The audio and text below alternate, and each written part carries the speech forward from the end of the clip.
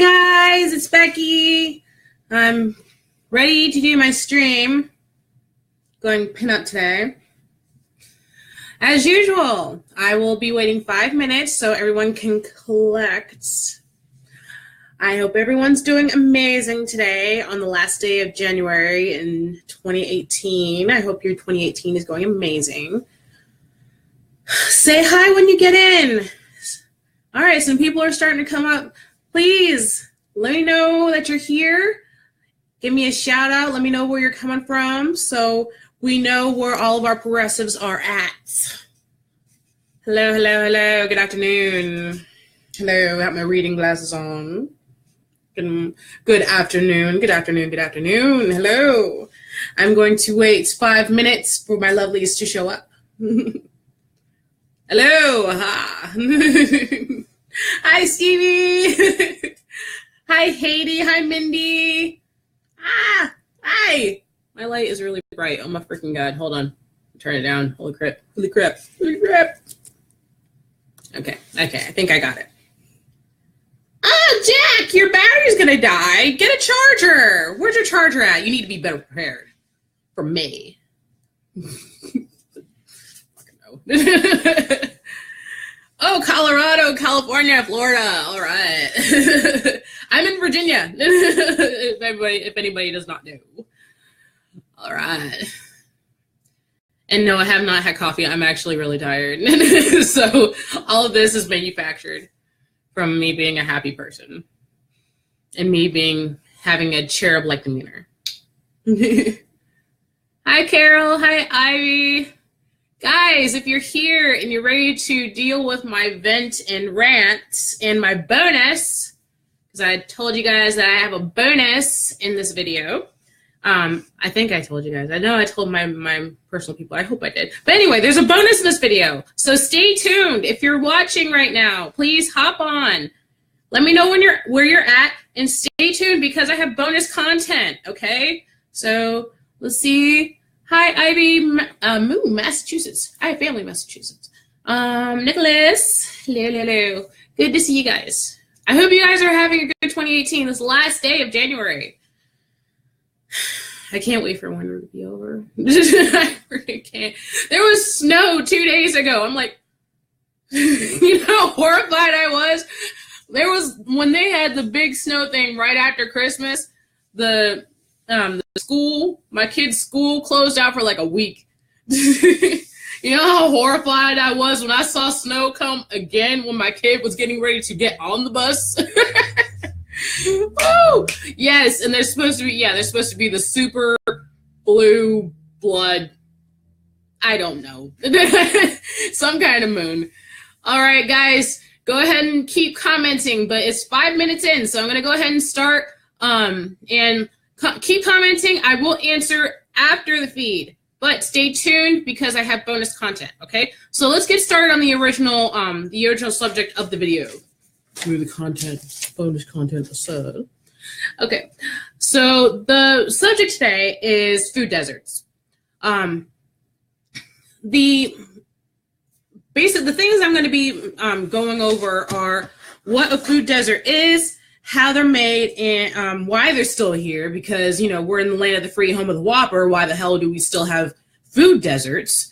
And there is good news, and there are ways that we, as real progressives, can help, of course. So what's a food desert? A food desert is basically an area with low income that has limited access to affordable and nutritious food. And when they actually classify where a food desert is, they look at the type of food, the quality of the food, the amount of food, the nature of the food, and the size of the food stores that are there. So if it's like a Walmart there, then yeah, it's not a food desert because Walmart usually always carries fresh food, fresh fruit, fresh meat, and fresh vegetables, basically fresh produce and fresh meat.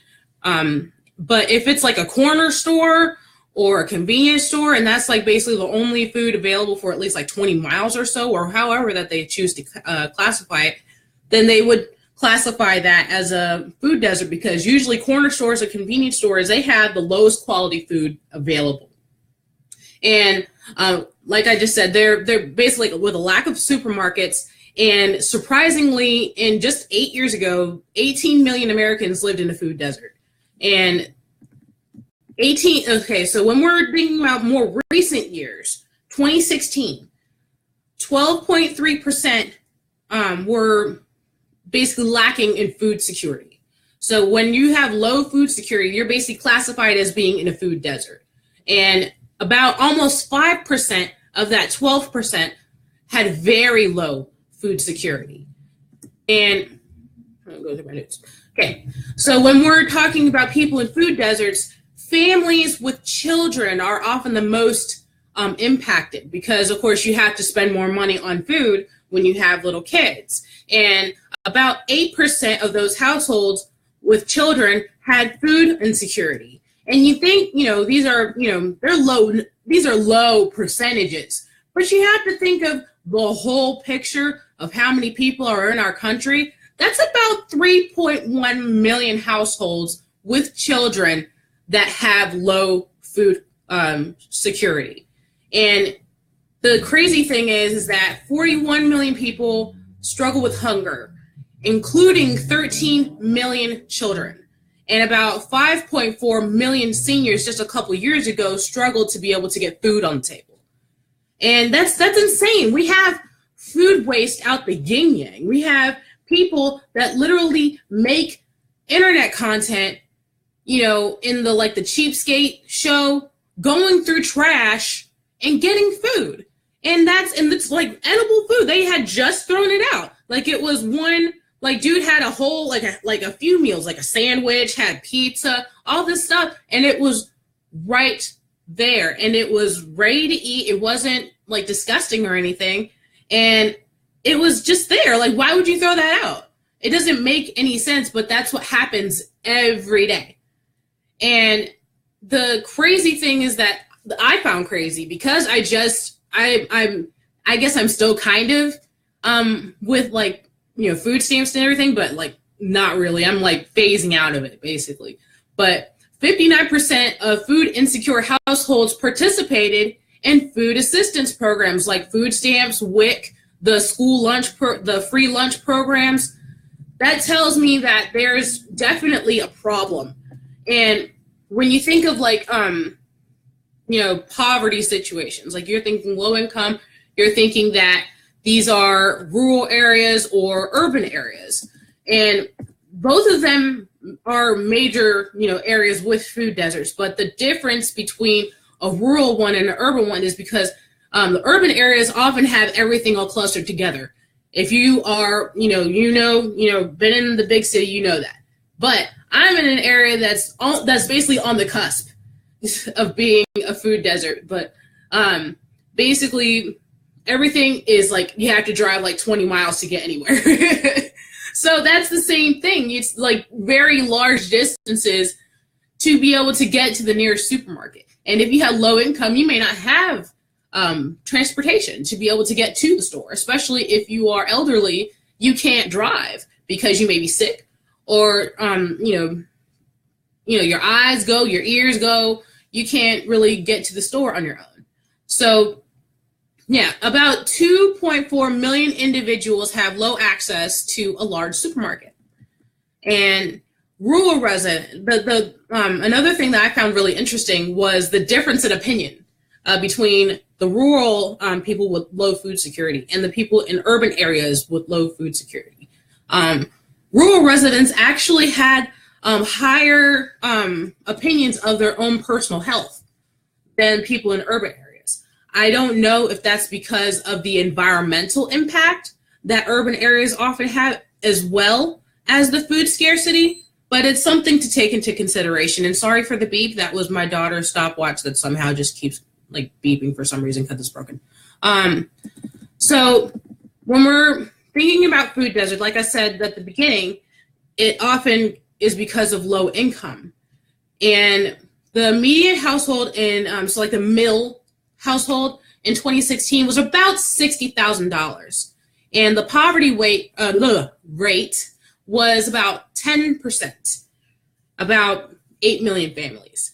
But 12% over that amount, which is about 15, 16 million families, did not have food security in 2016. So not only is poverty not a deciding factor for food security, but money is not always going to fix the problem, because you can have a store, you can have availability to get food. But let's say it's like one of those really low cost food stores like Piggly Wiggly. They get the crap. They get the crap that's about to expire. So technically, that's a fresh food scarcity. And then on top of it, there's more fast food restaurants there. It may be like one of those, like in my area, like on the cusp, you have fresh food available, but it may not be the best quality. So when you're thinking about food scarcity, you have to also think, is it fresh food? Is it crap that they got, the supermarkets were basically wanting to throw out, but they ended up being able to sell it to these low-end supermarkets? And then on top of it, the fast food restaurants are right there. And of course, in the past, it's definitely gotten worse as far as the availability of fast food and convenience stores, because it's the closest and the cheapest food available. So when you're working and you have all these crazy second shift hours, you're not going to want to go create this healthy freaking meal that's maybe going to take an hour versus going to, or in my case, like maybe a half an hour, versus going to McDonald's or Taco Bell or KFC, picking up something, bringing it home, and bam, your family has food. Even your kids are excited because they get a Happy Meal and a toy. So it's the sad thing is that poor and minority areas have over two times the exposure to fast food restaurants than those living in more middle and higher class areas. So to me, in my opinion, it's not really a race thing, it's a class thing. So, but either way, the fact that food deserts are still in existence is a big show of neglect by our federal government, because there should be no one going hungry in the land of the free, home of the Whopper. You know what I'm saying? We have people that are obese and addicted to food, and we have people at the same time that are going hungry. That doesn't make any sense. And I know that I need to be empathetic to those dealing with a food addiction, but you have to be able to see where that addiction comes from and change the spectrum. You know what I mean? The problem also with food insecurity is the health risk. People in food deserts are between 3 to 5 times more likely to get hypertension, and even more likely to be able to get an illness such as high blood pressure or diabetes or something along those lines, like something that can be prevented, a preventable illness. Because they live in a food desert, they're more susceptible to it. And that, again, is insane. So I would mention earlier about food stamps and everything like that, when that should be like a way that you can get food, because when you have food stamps, you can literally buy food and it's no cost to you, but you pay the state pays for it, excuse me. But that doesn't mean that it's changing the problem. Like I said, poverty is not the issue. The fact is that there just isn't enough resources. That's like the biggest problem among everything that we're trying to do is resources. And when you have food stamps, you have a requirement to have to work. So you have to log at least 20 hours a week. That when I had just gotten onto food stamps with my daughter, I had to work about 20 plus hours a week to be able to keep my benefits. So when you're working that time, you may not have the availability to cook meals or feel comfortable, because on top of the working, oftentimes you have a child to take care of on top of that. And then you have to pay a babysitter. You have to rush and make sure that you have someone to watch your child. And then when you go to the store, if you don't have a car, there's a big safety issue with that, because you're going to have to try and carry those groceries, make sure your kids don't get run over by cars and get to your house without being caught in the crossfire of some crap that you're not even involved in. So that I know that's like an urban thing, and I don't want to generalize, you know what I mean? But like I said earlier, the good part is that things are changing. People are becoming more aware that there isn't enough food, and there isn't enough food available for people that don't have the means to, grow it themselves. There are urban farms popping up in cities, and people are seeing that this is a big issue. So they're sharing information about it. They're going to their lawmakers. But the thing is, we have the capacity to make our own money. But like I said, the thing that is lacking is resources. If we don't have the proper resources, we cannot expect to be able to have, growth. We cannot expect to be thriving if we don't have the proper resources. And one of my friends, who's also a real progressive, I really don't know how to pronounce your name. I really hope I don't screw it up, but I probably will. I'm so sorry. I'm saying it sorry in advance. Guillaume Mamoun, he said something really amazing, and I wanted to mention it here. He said, more than that, more than just like the food instead of lawns, like growing food instead of having a lawn, we should have gardens surrounding our homes, creating communities of abundance. And you know what brings people together? Food. You know what the powers that be want? Dependency. A state opposite self-sustainability with which prevents abundance. See the connection here? Self-sustainability is the key to thriving communities, which starves Wall Street and enriches people. We are not taught in school to grow our own food or harness our own power and purpose. Holding the public hostage for the bare necessities is criminal. Considering we have the technology to be self-sustainable, now more than ever, the world is ready, not just for a Green New Deal, but a green renaissance. That's basically it. We have everything that we need to be able to create what we need. And if you want to make a change, start learning how to garden, learn how to start a community garden in your area, talk to your local lawmakers, and blow their phones up. If you have any sort of hunger charity or organization in your area, please lend your time this year, especially around the holidays. Okay?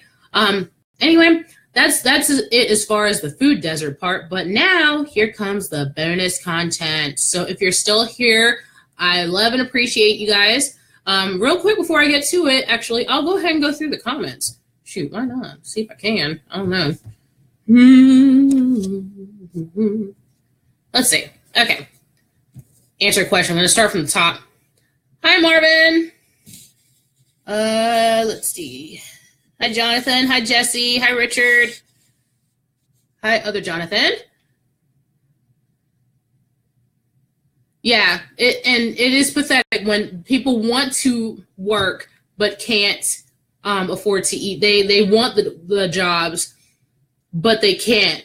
And the people that don't really want to work but are putting in the job applications anyway, they get the jobs, and it's just like, this guy's over here. He actually wants to work. He wants to put in, everything, And yeah, it does leave out the elderly and the handicapped, but there are opportunities for the more physically capable of those communities to be able to do work, and those like myself are able to contribute to the community in other ways. Like I write, and I basically am getting ready to do start doing customer service again.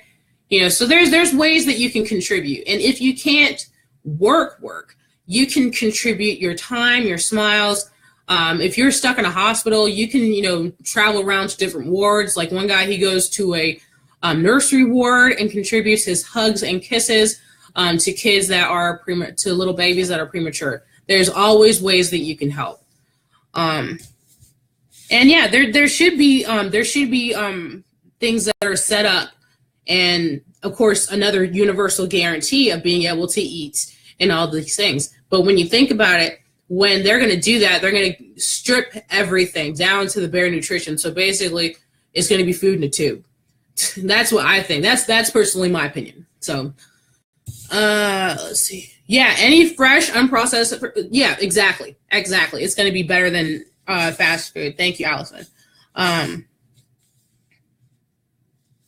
Yeah, exactly. We need more gardens, Molly. Exactly. And yes, yeah, the last little comment was amazing. I had to put it in here. Excuse me. And Andrew, please make that. That's awesome. I keep getting a pop-up. Okay. And yeah, Dia, that sounds like a really good idea. That really does. I think they actually have organizations that do that in urban areas. It'll be a good thing to look into. So I'm gonna go ahead and start. Rocio. Yeah, that's crazy. I didn't even know that. I didn't even know that farmers would just throw their stuff out. Let's see. And thank you for putting those hashtags, Andrew. Okay, because I think those are two programs. I don't know if I've heard of those two. Project Venus sounds familiar though. But I'm gonna go ahead and start with the bonus content of my my grocery challenge that I put myself on. I put this together a while ago, but I didn't have the means to because I wasn't living on my own. Now that I am, I'm like, let me go ahead and start it because I need to save some money. Like my kid's birthday's coming soon, and I'm needing to save some money for assisted devices at the house. So I'm trying to get around and all that stuff. So I'm gonna go ahead through it and basically give a little information in between. So I'm gonna basically reference my grocery budget that I did this past weekend. But I started that last Monday. So the first part of it, I actually started that last month, the first part of it. It was to know your budget. So that's like with anything. That's like the best start with anything. When you start trying to save money, you need to know where your expenses are, where you're putting your money, and where your money's coming from. And excuse me. So when you start trying to save money, have a goal, but make your goal after you try to understand how much you actually have available. So give me a second. So what I do is I set my budget, I set my amount for the month, and whatever's left, I try and go about 100, between 100 and 300. That's my maximum. Excuse me. That's my maximum. Right now I think it's at 250 for the month.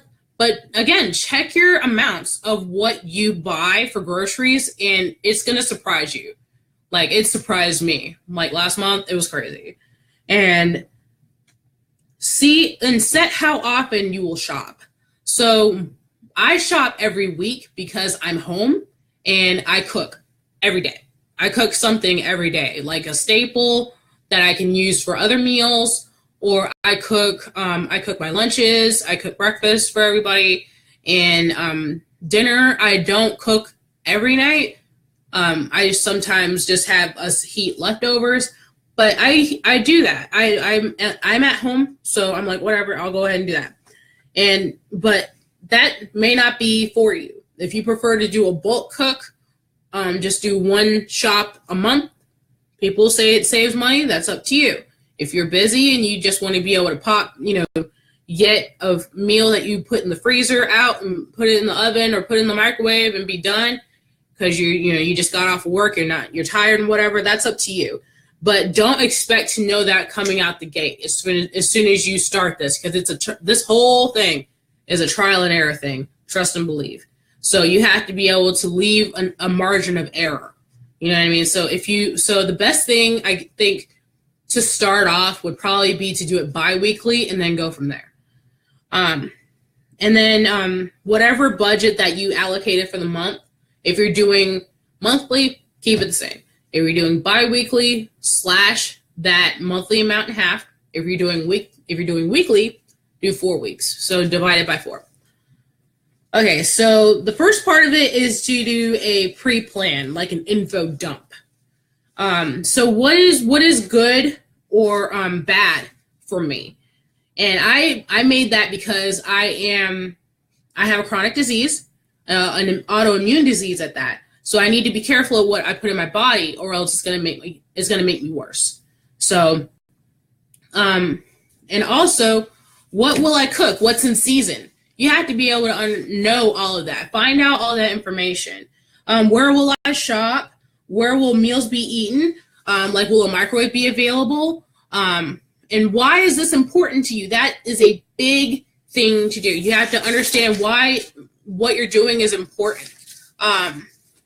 When will this be eaten? Are you going to be eating on your lunch break? Are you going to be eating in the morning? What times? You don't have to have it be exact, but just know around what times you're going to be able to eat, so you know how much time you have to cook. And can you plan to slow cook a meal a couple nights a week? Because that's really fun. Hold on a second. Yes? Can I color? Please? Wait until I'm done, please, okay? Okay. Thank you. Okay, so then how will I cook my meals and how can I store them? That's also some things that need to be kept in mind. After you do the info dump, do some research and locate everything. Look up local seasonal produce, meat and seafood. Locate where you can shop for the fresh food, as well as if they have natural and organic things. No, sorry. And then with the info from the info dump, the who, what, when, where, why, and how, and then your research and your locating, then make some connections for meals. Apparently my kid is doing something. I don't know. Baby, can you shut the door for me?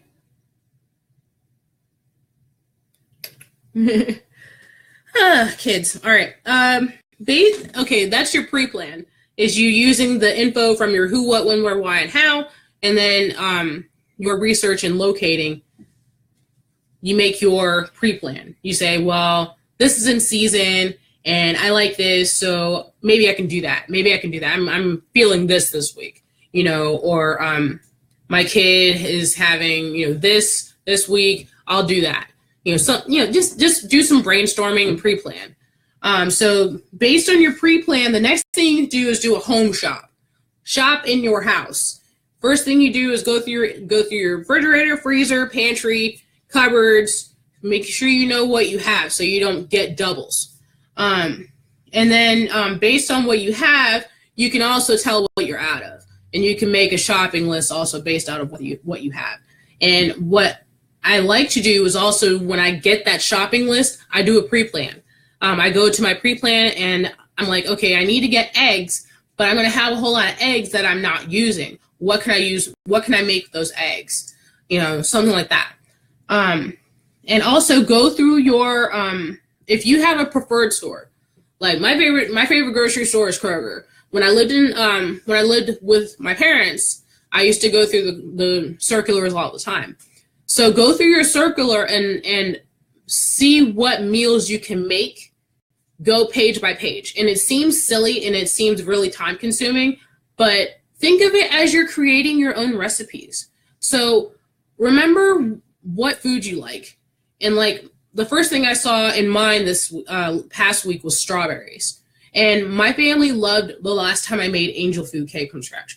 And I know not a lot of people can make that from scratch, but or even think of making something from scratch, and that's okay. But I was like, why don't I put strawberry syrup on top of the angel food cake? And I'm like, my kid loves strawberry milk. I can use that and make strawberry milk. It's all about creativity. So do not hesitate in the action of being creative. You can also go to allrecipes.com. It's free to make an account, and you can actually do an advanced search. I think you can do that without making an account, and you put the ingredient. You can put the ingredient that you're using and additional ingredients that you have, and see what meals come up for that. I think that's really, really cool. And they used to have, they tried to make a whole lot of apps about that, but it's really cool. So, so after that, you make your meal plan. So based on what you see in the local seasonal stuff, the circulars, and what you have available, make your meal plan. So you make breakfast, lunch, dinner, snack, drinks. And that's for every day in either the month, the 2 weeks, or the week. So I do 2 meals for breakfast, 2 meals for lunch, 2 meals for dinner, 3 snacks, and 2 drinks. And that's just what I do. You definitely make sure you go with what your usual time frame is of when you like to eat, when you choose to snack, and when you need it, like something sweet or whatever to sip on. So yeah, make sure you know what ingredients are each. Definitely make sure you know what you already have. See if you can substitute an ingredient. Like I was making burgers this week. I really didn't want to just buy hamburger buns because I didn't want to have the hamburger buns just sitting there gathering dust. So I knew I was getting a big loaf of Italian bread. So I was like, I'll go ahead and use the Italian bread for the burgers also.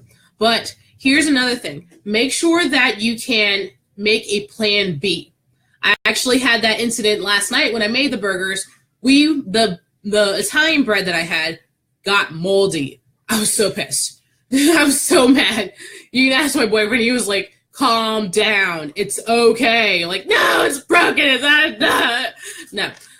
But yeah, make sure you have a backup plan. So tonight I'm going to use the same burgers and make rice bowls with it. And there's actually a Japanese dish called danburi, hamburger steak danburi.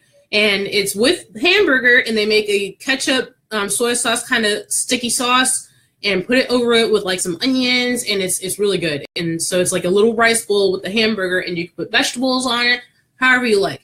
I love Asian food, but feel free to go through whatever ethnic cuisine that you love. If you love Indian food, then find some Indian food that will work for you. And that's another thing.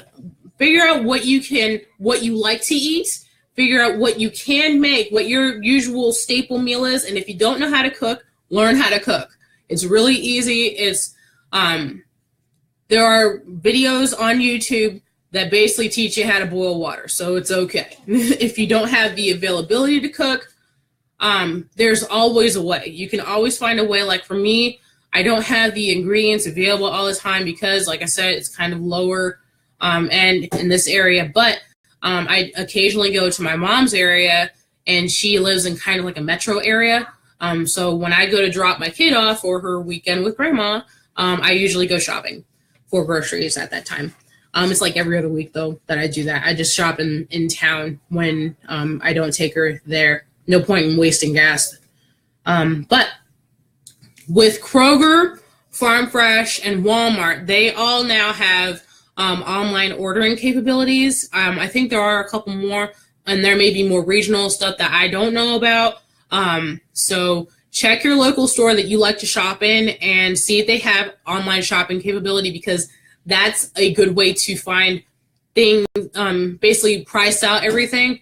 But you have to keep in mind that because we live in a capitalist society, they do like to tack up the price on certain things, and they do like to go down. But I still like to use it because it still gives me a ballpark average of what it was going to be. Like I did my whole grocery shop with Kroger online, and it actually came out online to be $51.36, but because of the weight of the vegetables, it hiked it up to $51.98.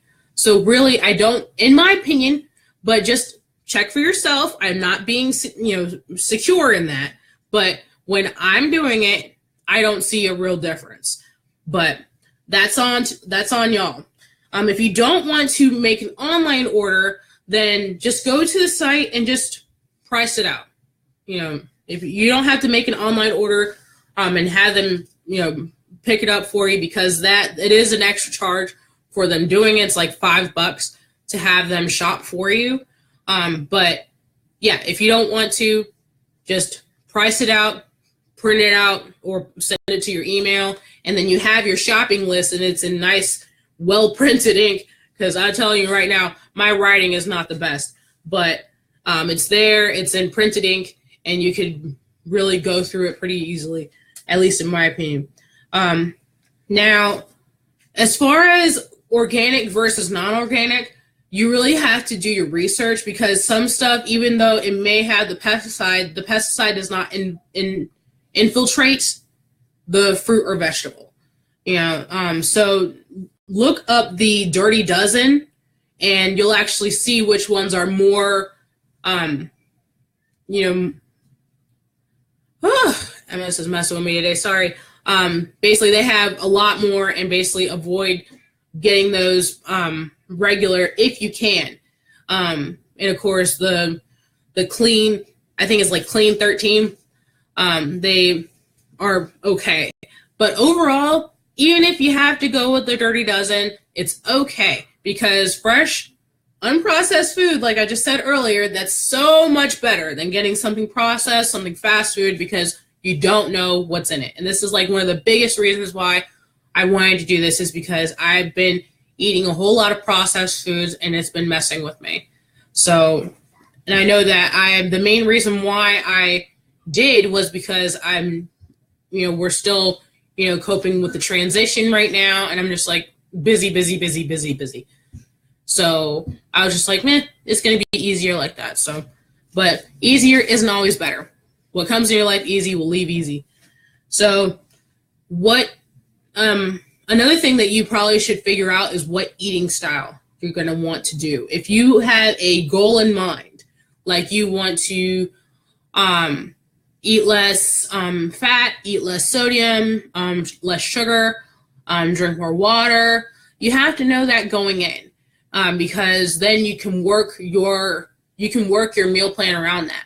Like for having more water, you can have more soups, more teas, or even just infused water.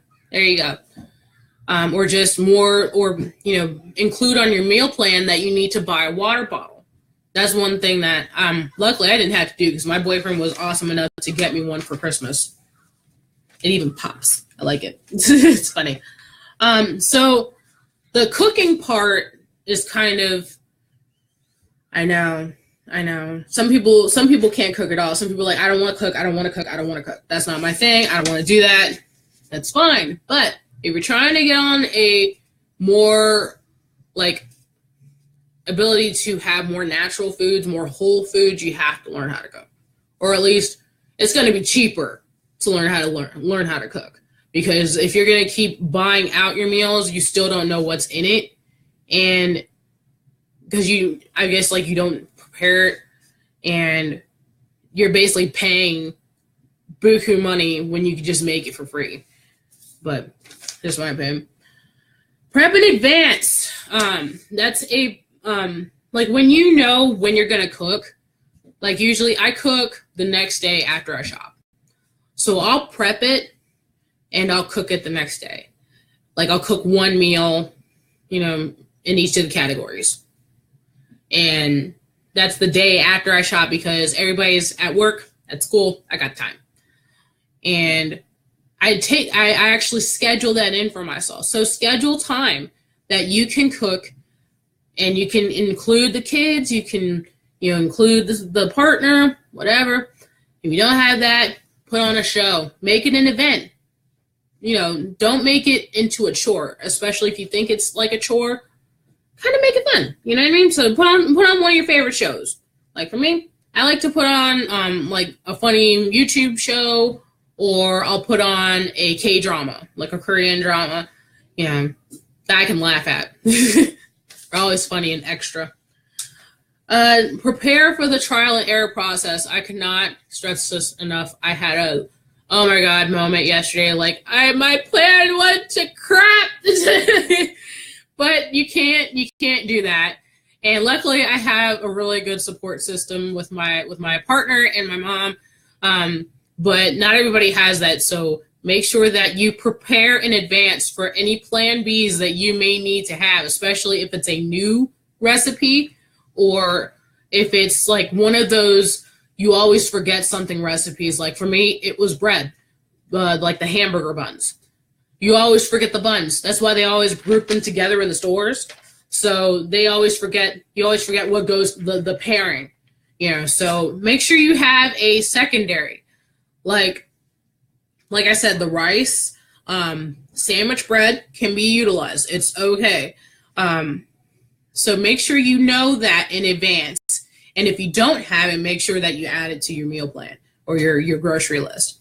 And what I like to do with my recipes or my favorite foods, like dishes, I like to healthify them. So when I say that, I mean I'll swap a meat for a vegetable or a grain for a vegetable, tone down the saturated fat and really starchiness of a dish because it makes me feel really heavy. And even though it may not be as bad as everything else, it just doesn't make me feel good. So you have to know what makes your body tick. You have to know what's going on with your body. And if you eat something, even if it's not terrible, and you feel terrible afterwards, like I saw a video where someone said that they experienced really bad migraines after having something that had chicken broth in it. I was like, chicken broth? How can chicken broth give you a headache? And she was talking about that it was preservatives in it or something like that. But you have to know and be able to take the time to educate yourself about yourself to do these things. And when you educate yourself, then you can healthify it. Like now that I know, what my daughter likes, I can, put a veggie twist on some of her favorite dishes and she'll love it. And I don't keep it from her. Some parents are like, oh, I just hid some kale in the chili. It's like, no, I'm not going to, no. Punch you in the face. Don't put no kale in my chili. but no, I told her, I said, you want to know what I put in the cheese? And she's like, what'd you put in it? And I said, I put some cauliflower in this cheese. And she's like, you put it in there? I didn't taste it at all. I'm like, I know. So write your meals down. Write those amazing ideas that you come up with. Write them down. Write your meal plans down. And in case, there's something going wrong and you have to swap it, write down what you swapped it with so you know that you can't have that. And just in case something happens and you forget, because I'm a mom and I forget. And yeah, keep them around for quick meal ideas. So really that you have to have something in your back pocket. And I hope that my little grocery challenge helps you out because I hate not having a good plan in place. When I go to the grocery store, it just sucks. So anyway, and yeah, the less money, I'm looking at the comments now. I just went back to the chat. Yeah, Dia, the less money you have, the more you need a budget. You need a budget. And we're having that issue right now. We're kind of tight because the baby's birthday party's coming up and holidays just ended. And, my family has birthdays on almost every month at the beginning of the year. Like my niece's birthday, my niece and stepdaughter's birthdays in January. My sister's birthday is in February. My kid and my dad's birthday is in March. My brother and my nephew's birthday is in April. My birthday is in May. My mom and my boyfriend's birthday is in June. The first 6 months is crazy. So we have to have a budget. We have to be able to plan for everything. And I hope that my ideas will give you guys some inspiration to make things a little healthier and boost your community to make things healthier there. Because if you make healthy things around you, you'll be healthier. And just spread the positivity. Spread the positivity, guys. That's the biggest thing that I can say as far as making things better. You can't expect things to grow if you don't sow the seeds. And that's basically it. If you guys have any ideas or comments, please send them to us in a message, or you can go to my page, The Musing Monster, and send a message to me directly. I think that's it. But if you guys have any questions, like I said, comments, send them a message, and I'll be back. And the superfoods articles are still going, so please check the Real Progressives website at www.realprogressivesusa.com. We have lots of writers that make amazing, amazing content, including myself. I don't just make the superfoods articles. I actually just wrote one about feminism and race. So check them out. Check out the articles from all of us and other live streams, like Jeffrey's doing a stream tonight. Please check him out. You guys have a wonderful rest of your day. And yes, make something amazing today. All right? Have a good day, everybody. Bye. Mwah.